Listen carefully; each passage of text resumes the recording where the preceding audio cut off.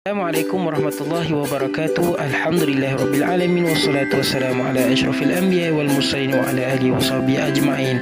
Nama saya Syazani Azri bin Syahri, nombor metrik A1799034. Hari ini saya akan melakukan pembentangan video di bawah subjek fiqh ibadat dan munakahat PY1622 yang bertajuk Taharah. Baik, video kali ini kita akan pergi kepada 3 skop perbincangan utama, iaitu yang pertama jenis taharah, yang kedua jenis air dan yang ketiga jenis najis. Baiklah, marilah kita mulakan video pembentangan kita pada hari ini.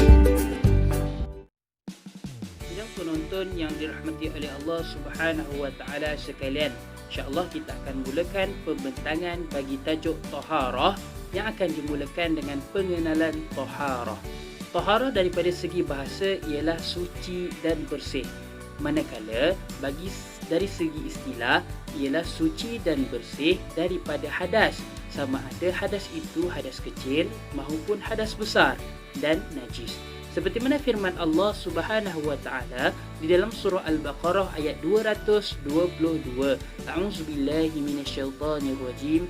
Innallaha yuhibbut tawwabin wa yuhibbul mutatahhirin. Yang bermaksud sesungguhnya Allah menyukai orang-orang yang bertaubat dan membersihkan diri. Shadaqallahul azim.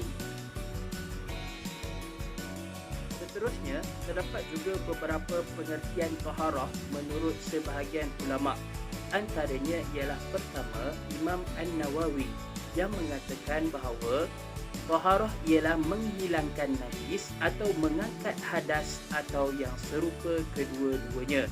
Manakala Imam Al-Bajuri menakrifkan taharah sebagai sesuatu perbuatan yang membolehkan seseorang bersembahyang. Oleh itu, taharah dapat diinterpretasikan sebagai membersihkan tubuh badan dari najis dan kekotoran yang menyebabkan terangkat hadas dan membolehkan seseorang melakukan sembahyang dan ibadah yang lain. Baik, setelah kita kenal apakah yang dimaksudkan dengan taharah, kini kita beransur ke jenis-jenis taharah. Jenis taharah ini terbahagi kepada 2. Yang pertama ialah membersihkan tubuh badan, pakaian dan tempat daripada najis. Ia dikenali sebagai taharah hakiki. Dan seterusnya, yang kedua ialah membersihkan tubuh badan daripada hadas besar dan hadas kecil. Ia pula dinamakan sebagai taharah hukmi. Tahukah anda apakah perbezaan antara taharah hakiki dan taharah hukmi? Baik, perbezaan antara keduanya adalah dari segi cara pembersihan. Untuk taharah hakiki, cara pembersihannya adalah dengan cara kita basuh, kita sapu dan kita renjis menggunakan air yang mutlak. Manakala taharah hukmi pula, cara pembersihannya adalah dengan cara mandi dan berwudu. Sidang penonton yang dirahmati oleh Allah Subhanahu wa taala sekalian, betul ke taharah ini ada syarat-syaratnya? Jawapannya adalah betul. Taharah mempunyai beberapa syarat. Antaranya yang pertama, seseorang itu mestilah beragama Islam. Yang kedua, seseorang itu adalah tamyiz. Tamyiz di sini membawa maksud dapat membezakan antara yang baik dan buruk, dapat membezakan antara yang suci dan yang kotor. Seterusnya, yang ketiga, tiada sesuatu yang dapat menghalang air daripada membasahi kulit. Contoh adalah kesan cat yang terdapat dalam kulit, ia boleh menghalang air daripada membasahi kulit. Dan yang keempat iaitu berhenti darah haid dan nifas sepenuhnya. Dan yang kelima, air yang digunakan untuk taharah itu adalah suci dan menyucikan. Seperti mana yang disebutkan, air merupakan antara bahan utama dalam melakukan taharah. Antara perkara yang diwajibkan untuk menggunakan air dalam taharah ialah berwudu, mandi junub dan mandi selepas tamat haid dan nifas. Jika ketiadaan air ataupun tidak boleh menggunakan air, maka mestilah digantikan dengan menghilangkan najis serta tayamum. Sidang penonton, kita mesti ingat air yang kita gunakan adalah bukannya semata-mata air sahaja, namun air yang kita gunakan mestilah air mutlak. Apakah yang dimaksudkan dengan air mutlak? Air mutlak ialah air yang dinamakan sebagai air tanpa dikaitkan dengan tambahan baru dan tidak boleh dipisahkan ataupun dikenali sebagai qaid lazim, seperti contoh air gula dan air teh. Jika dikaitkan dengan tambahan asal dan boleh dipisahkan dikenali sebagai qaid munfak, seperti air perigi, maka ia masih dikenali sebagai air mutlak. Seperti mana yang kita ketahui, air mutlak terdiri daripada 7 jenis. Antaranya ialah air hujan, air salji, air embun, air mata air perigi, air sungai dan air laut. Seterusnya, kita beralih ke perbahasan mengenai jenis air dari segi hukum.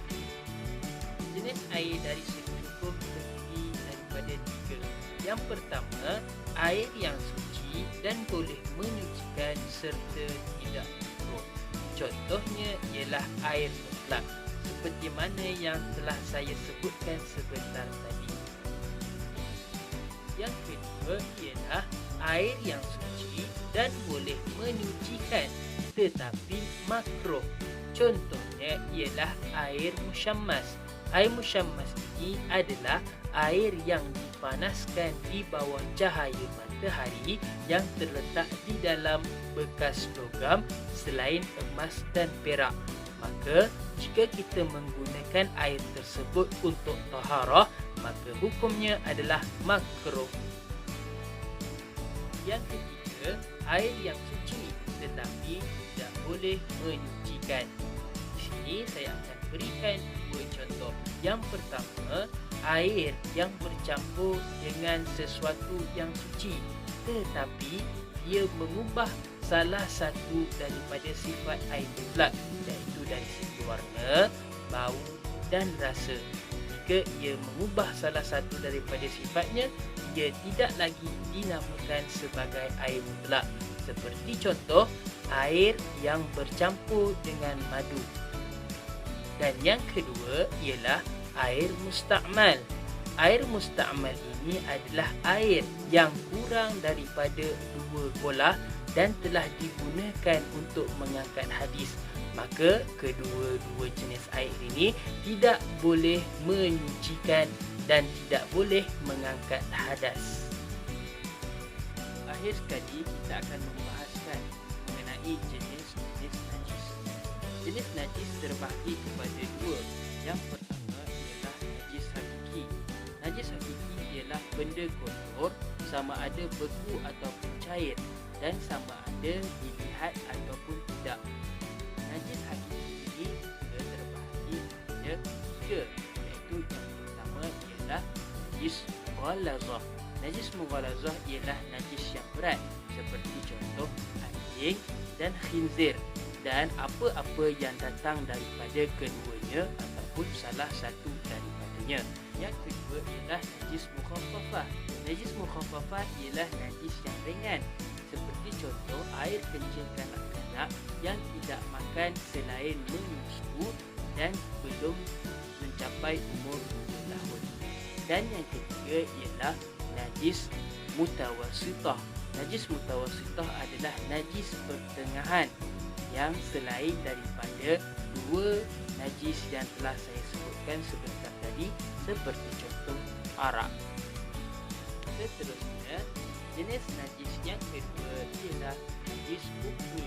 Najis hukmi ialah kekotoran yang ada pada tubuh manusia. Contoh, hadas kecil yang boleh dihilangkan dengan berwuduk, dan hadas besar yang boleh dihilangkan dengan mandi wajib. Seperti Macam mana yang saya bagi tahu sebentar tadi, jika ketiadaan air ataupun tidak mampu untuk menggunakan air, maka wajiblah digantikan dengan tayamum. Kesimpulannya, taharah merupakan aspek yang penting dan perlu kita tekankan sebagai persediaan kita untuk melaksanakan ibadah-ibadah yang kita akan lakukan. Seterusnya dapat mencapai kesempurnaan ibadah. Itu saja perbincangan saya pada hari ini. Sekian. Assalamualaikum warahmatullahi wabarakatuh.